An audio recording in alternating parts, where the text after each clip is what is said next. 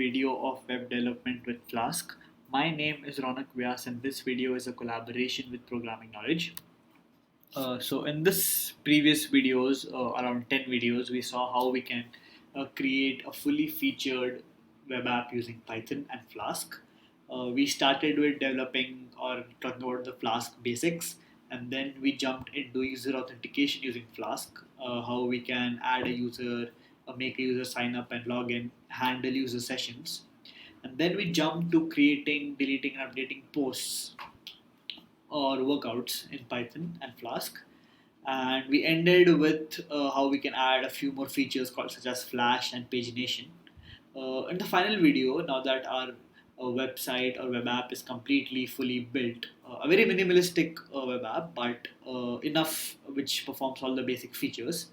Now it is time to deploy our website onto the internet with the database. So we are going to use Heroku to do this. Heroku is a platform where you can host and deploy your web applications, and they give you a very easy way to do it. So we're not going to use the Heroku CLI. I think we can do this in a much more smoother way using just the GUI or the user interface provided by Heroku. All you need to push or deploy your website to the internet or web app to the internet is a GitHub account and an Heroku account. So before we move forward with this video or tutorial, make sure that you have a GitHub account ready and you also have a Heroku account ready. It's completely free to make both of them, and even today we're going to deploy our website or web app for free. So let's get started. So here I have my folder inside which we have all the files. So let's just change the name first. So this is going to be push-ups logger because it contains the push-ups logger app with the init file and everything else. So now let's move into this, and we're going to write some code, not a lot of it, but just a little bit of code to see what do we need to add to this, right? So, my bad. We don't need to go here. We need to take it a step back. Yep, and we need to go here. So we need to have some files around our push-ups logger app. So this is our app. Let me just delete this and get out of the way. This is something which happens on my laptop. Don't worry about it. It's how I back up my files to the drive. So it has an icon file. So don't worry about that. So we have our push-ups logger app, which works perfectly, and we need to add a few files. So first we need to have a requirements.txt file, which stores all the pip packages that we have used in our app. So we have used Flask, we have used Flask Alchemy, Flask Login, we have used, where was that?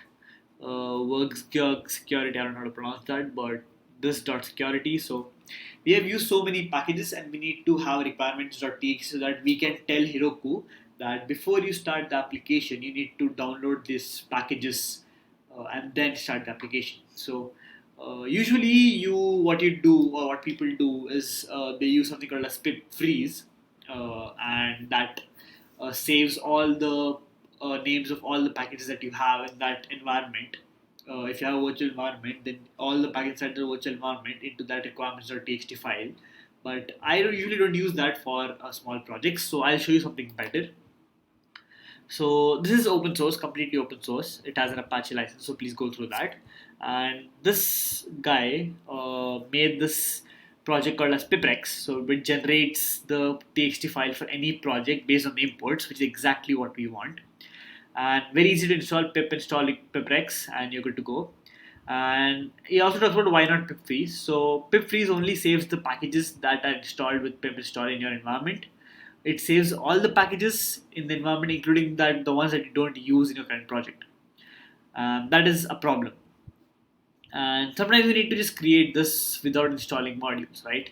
So this is exactly what we'll be using. So here we have our push-ups logger inside, and we need to have a requirements.txt file on the same level. So all we do is pip rex and a dot, which is that. Look inside the current folder and we press enter, and we have made it. So let's just see this here. So we have made a requirements.txt file, perfect. And you just need another thing. So you need something called as Gunicon.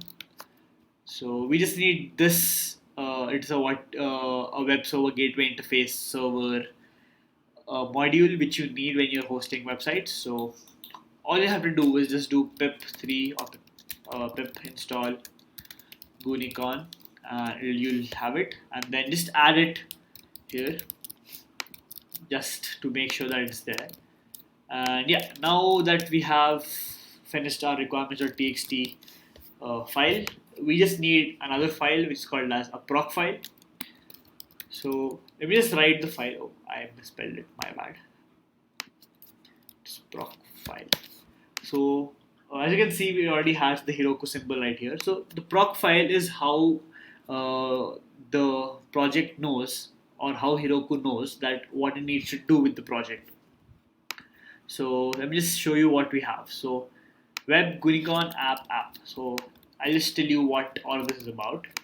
So first, we tell Heroku that it is a website or web-based project, and please use the Gunicon server. Let me show you what Gunicon is again. Please use the Python web server gateway interface to host our application on the website. And the next is app. So the first app is your file or the folder where your Flask app is. So we haven't made this yet. We don't have an app, a file named app or a folder named app. And the second app here is the Flask app which you have, which is basically this return app. So this Flask app. So how are we going to make this? Let's see how we do that. So we create a new file, app.py, and we'll just add some simple stuff. So just don't mind me here. Just copy these simple things and just paste them here. Yeah, so what did we do here? So from pushups logger, so from our application, we import create app. So create app is inside init.py. So it is going to be there when we always import. And then we say app equal to create app because it returns the app.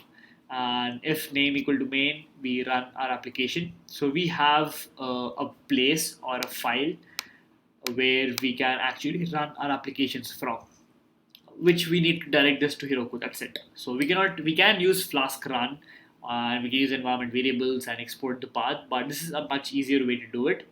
So we have everything ready. We have a requirements.txt file, we have a proc file, we have app.py which runs our application. You can just type python3 app.py and get the server running.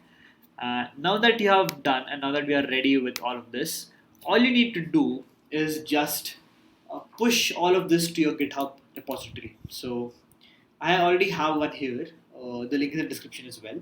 So all you need to do is make a new repository and push your code, all of this inside a repo with the name pushups logger. So tutorials don't mind this folder. It is only a tutorial or a video wise source code which is not going to be used by Heroku.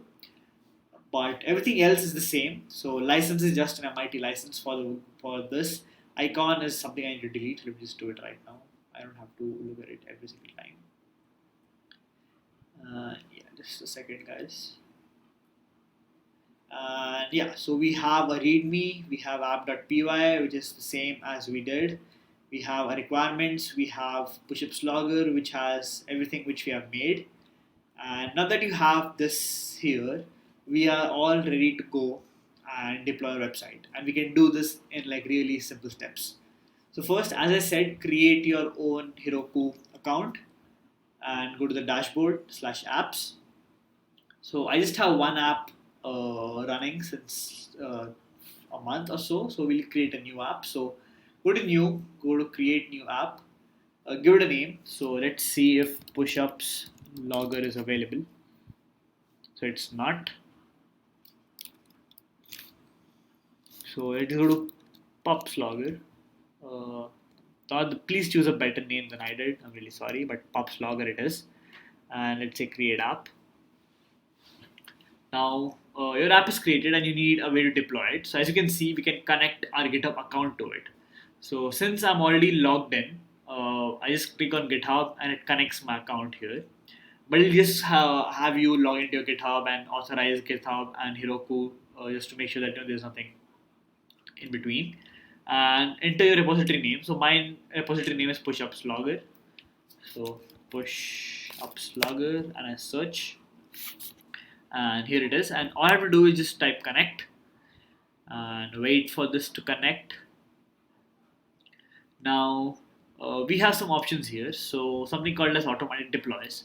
So basically whenever you add a new commit to your GitHub repository, you want Heroku to automatically deploy the web app with the new commits. So, for example, I added a new feature on my application where you can not only track your workouts, you can have people comment on your workouts. So, once I add this inside my app, all I have to do is commit the changes and they'll be automatically taken in by Heroku and deploy with the new features. So that is what if you want it, then click automatic deploys. I do it anyway. And which branch do you want to deploy? So we just have a master branch here, nothing else. So we'll just say deploy branch and let's see what we get here and how is Heroku working with this. So first Python app detected because we had the Gunicon. Then we use requirements.txt, so it's downloading all of it, downloading the Python platform first. Then we have SQLite, all of the requirements that we want, and some requirements that are required by our requirements. So all of that is happening right now, and let's wait for this. So we have downloaded all the packages which we need to deploy our application. It's just going to take like 3 more minutes now and we'll be good to go. So yeah, let's wait for this to run properly. Then yeah, so proc file declares type web. So now Heroku knows that it's a web application and it has to use Gunicon to deploy it. So it's compressing and it's launching it now, and we're good to go. So we have pubslogger.heroku deployed to Heroku. So now we can actually deploy see our application in action. So just refresh this once. And let's just make sure that everything is up and running. So activity, it is deployed successfully. So click on open app. And as you can see, our web application has been hosted on the internet using Heroku for free. So pubslogger.herokuapp.com is our website. You can go and check it out for yourself, and it will be definitely running from your laptop as well because it is deployed to the internet. And again, you can go to all workouts, you can create your workouts, you can sign up, you can log in, you can do all sorts of that. You just play with it, add some analytics, add some graphs. You can see your activities here, you can see the overview. As you can see, it is completely free, there is no cost for it. You can see the resources it's using, nothing else, free dynos, how to deploy it. We have been using it via GitHub, so it's very easy to do it by GitHub.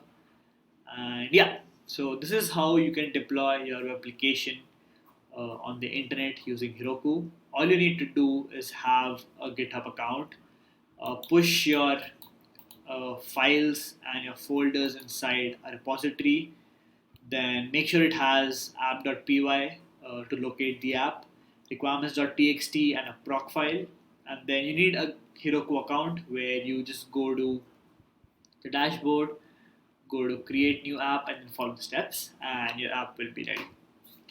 So yeah, this is how we do it. We have successfully made a simple Flask application which performs all the minimalistic features a Web 2.0 web app has to perform.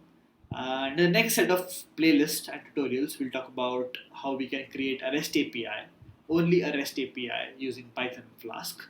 So yeah, until then, thank you guys and have